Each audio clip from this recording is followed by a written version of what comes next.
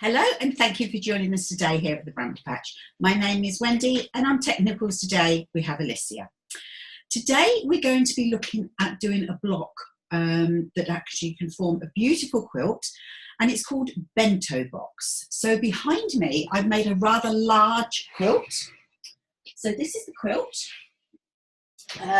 This measures, I think with the borders, approximately 90 inches square. It's a really, really big quilt. I have actually used jelly rolls for the coloured fabrics and just complete scraps for the background, which I've done in cream. So the cream fabrics in the quilt are all different pieces. They're not all the same design. Some have got flowers, some are hearts, some have got stripes on, all different sorts, because I do tend to finish up with a lot of small pieces of fabric. And this is a really good one to actually use it up. Now, again, I did a tutorial a few weeks ago using a jelly roll, but it didn't actually look too strippy, because a lot of jelly rolls quilts can look quite strippy. So with this, you can just use scraps if you choose to. So I'll give you the measurements of the pieces that you cut. So you can do it either way round. Okay, so what we're going to be looking at is, first of all, this is the actual block that is just the bento box.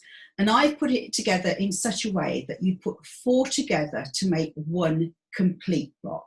So this is just a unit of the block that I've made.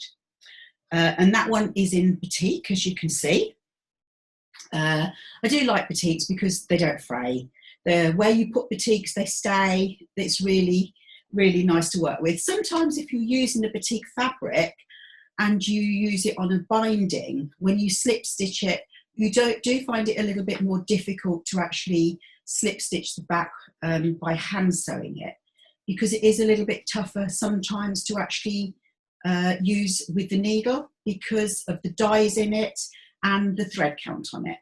But it does look beautiful. Also, if you are ever using batik fabrics, particularly certain colours, I do actually pre-wash. I don't pre-wash fabrics normally, but certain batiks I do because they can bleed. And the colours that I always wash would be red, navy, bottle green, black, and brown. Brown bleeds a lot as well.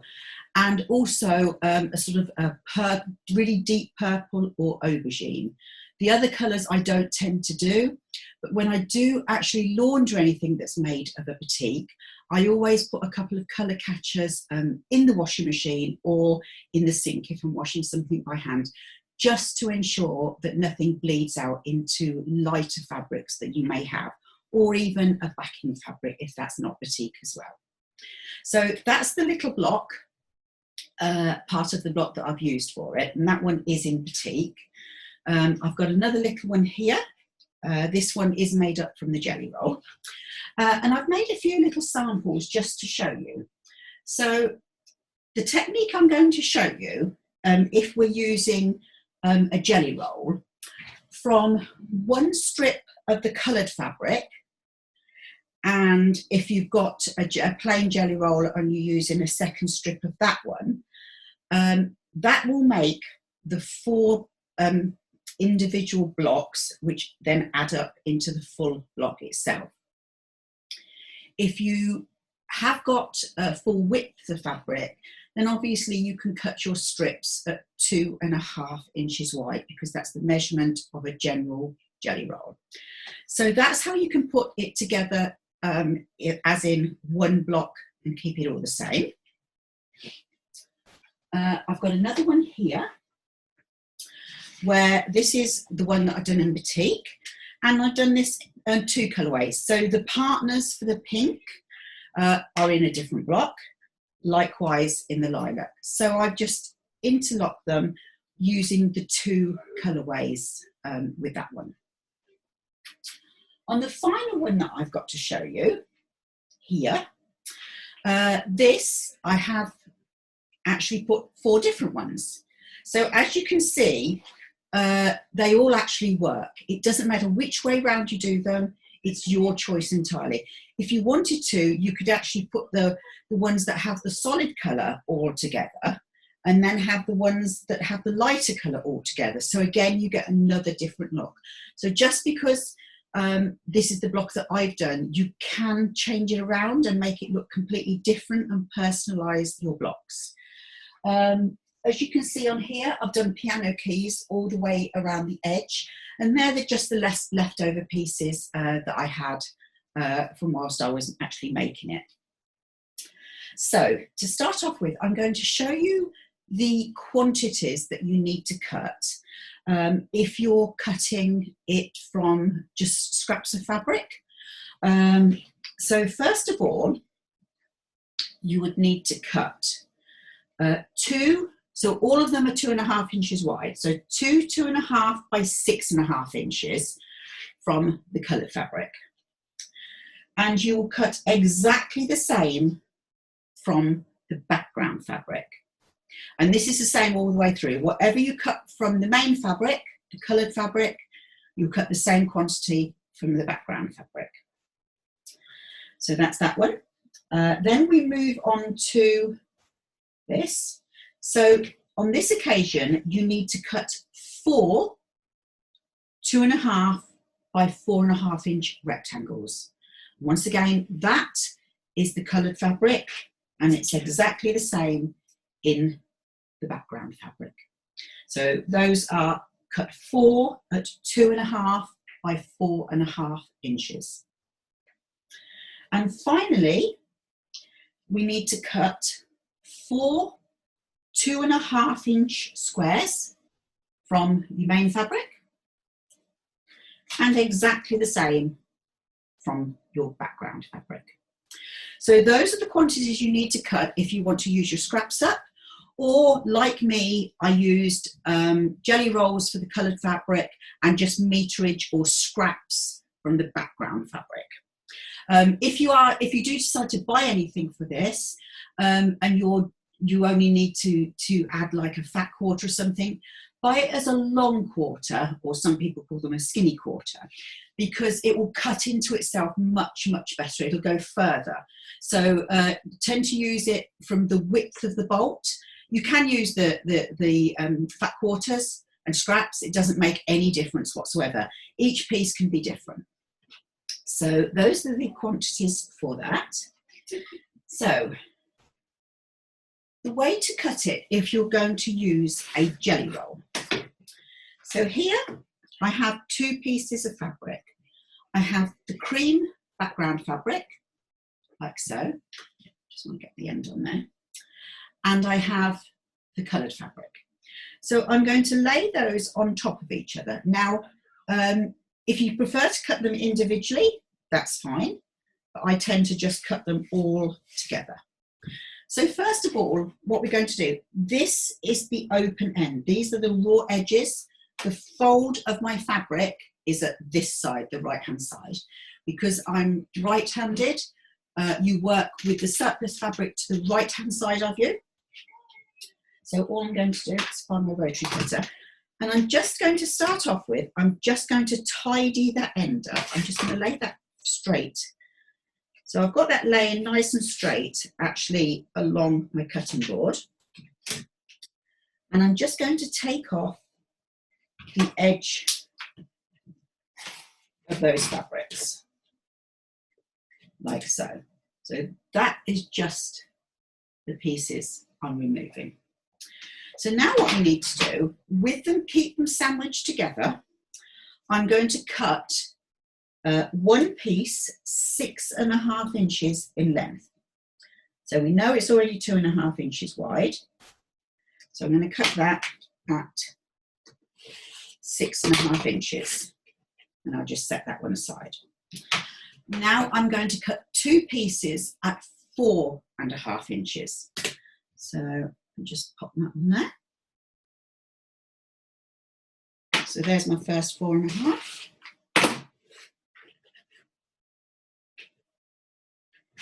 And my second 4.5 coming up.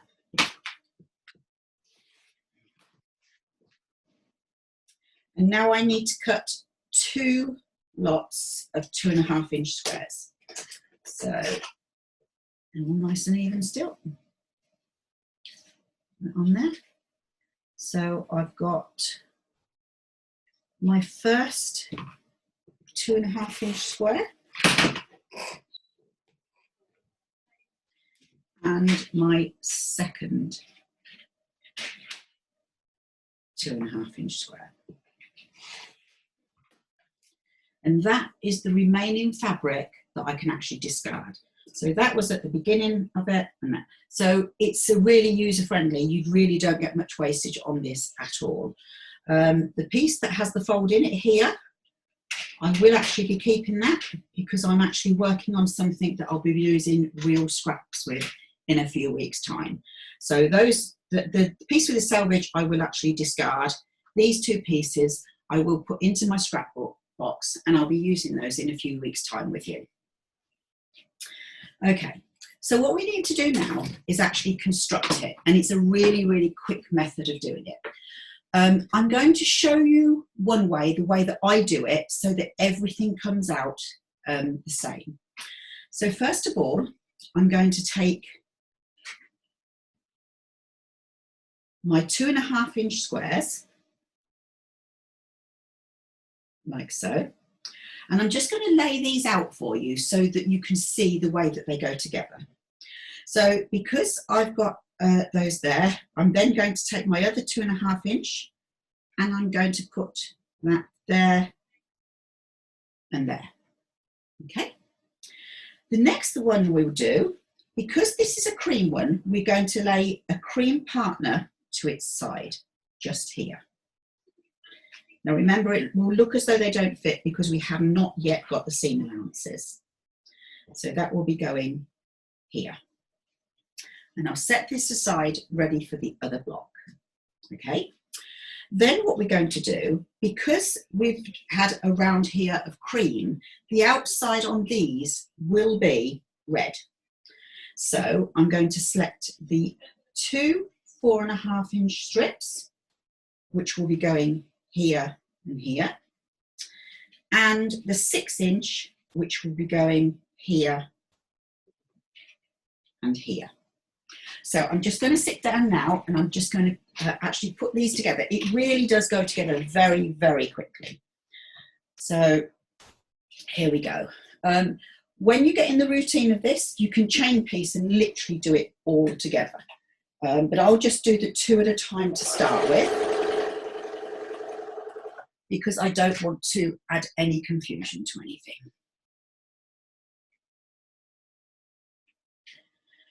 When I started this quilt, I actually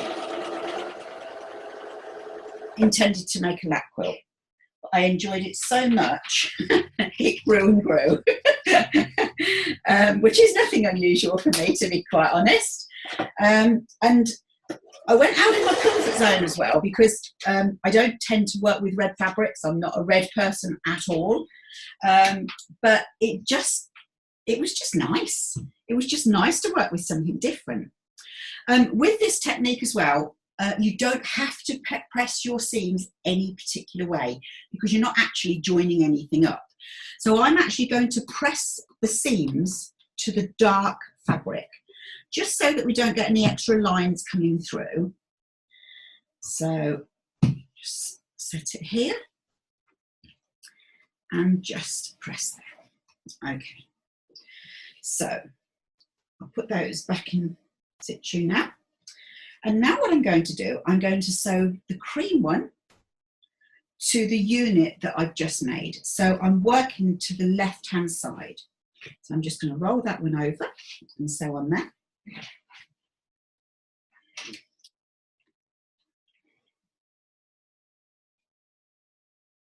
When I first started this one, it was going to be a lap quilt backed in fleece. But in actual fact, it got so large I couldn't use fleece, because I wanted this to go through the long arm quilting machine. And if you have anything long armed, the fleece fabric that we stock is actually 60 inches wide. So because you have to have enough allowance for the machine to swing over the edge of the quilt, otherwise the motors would hit it and distort your quilting pattern. So really you don't want to go anything above 54 inches in the width of it, because it's the width that you have to work to. There's a certain way a fleece fabric has to actually be loaded onto a long arm quilting machine because of the stretch in it, basically. So I got so carried away with this that I finished up actually having to put a fabric on the back in the end. But I was quite happy with that. So as you can see, this is all starting to build up nicely.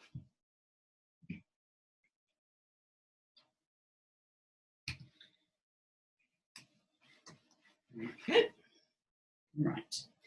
So once we've done that, we're now going to attach the 4.5 inch square to this side of it, like so.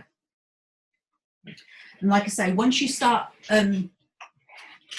speed piecing this, it really does go. I think that's why mine grew so much. I didn't quite realise how many I'd done. So I then purchased another jelly roll.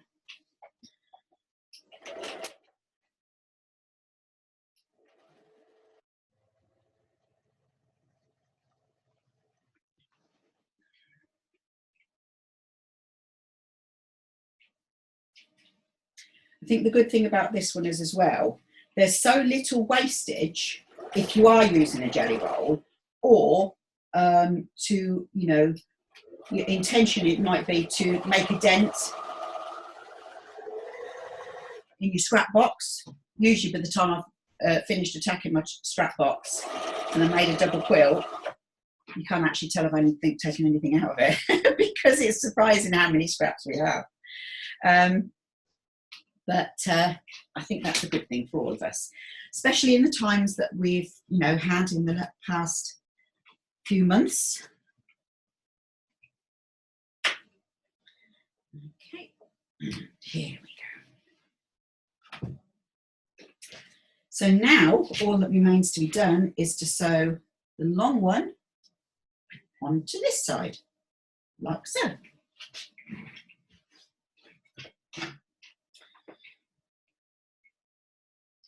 I mean, when you've finished sewing these, I'm doing this quite quickly.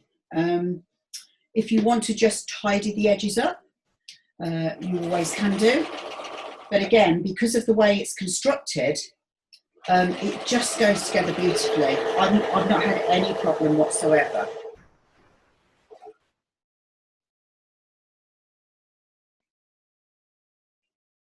And there's the last strip going on there.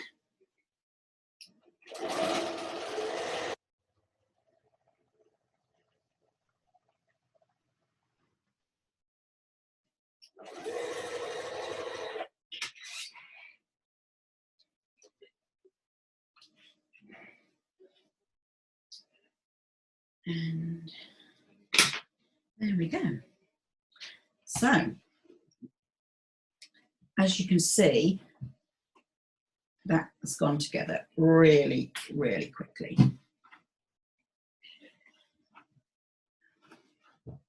And if you just want to tidy the edges up, you've always got the lines to be working against. Oops. I need a new blade in my rotary cutter by the look of things. There, just tidy that little edge up there, and there's the allowances in there to do that. So there are the first two blocks. Now, as I said to you, normally I'd put the other one in there, but if you wanted to, there's no reason why you can't actually join these together and do a square, and then do the same with the opposite one. Okay, so I'll just lay out the other ones so that you can see the layout of it. So I'll put it, let's see if I can put it like that. No, I'll lay it out quickly, it might be easier. So on this occasion, because I had the red in the top right hand corner the first time, This time I'm going to put the cream, I'll set that aside so hopefully you can see, and the cream. And then I'll put the red square underneath it, like so. And because the red square is at the bottom, that means it's going to be surrounded by the red one here, like so. Then we go on to the cream. Cream will go. Remember, this looks short because you haven't got the seam announcers on. But once the seams have gone in, that will fit beautifully. And then we just add the cream side strip, like so. So that now is going to give you the complete opposite to the first one that we've just constructed. And I think you agree, it's a really quick, easy one. Again, I've said it before, but sons, gentlemen, they all tend to like these things with the straight lines to it. I don't know why, it seems to be pleasing to their eye. It's not too fussy and possibly not too feminine. And these look fabulous in all different colours. I have seen these done with the background also being a completely different colour in every single block. A friend of mine actually made one up in batik. She had a stash of batiks just like me. So she used all batiks and every single square was different and it looked absolutely stunning. But I just thought I'd do it this way because I think hopefully over the camera you can actually see how this works together. So once again, I'll just pop those on there for you just so that you can see how good they look. There we go. So there we go. That is the Bento Box block with the quilt hanging behind me as well.